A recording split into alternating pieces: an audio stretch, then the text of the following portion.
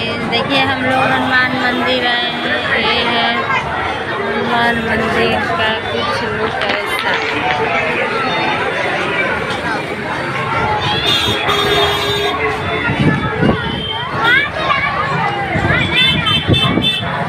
आप लोग भी दर्शन कर लीजिए।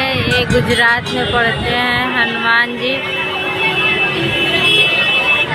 यहाँ पे मेला लगता है 1 महीने सावन का। वीडियो कैसी लगी बताइएगा। देखिए ये मेन गेट है।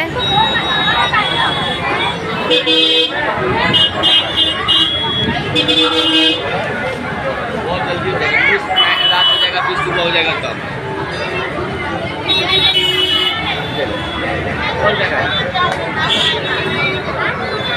मेरा बेटा गुब्बारा ले रहा है।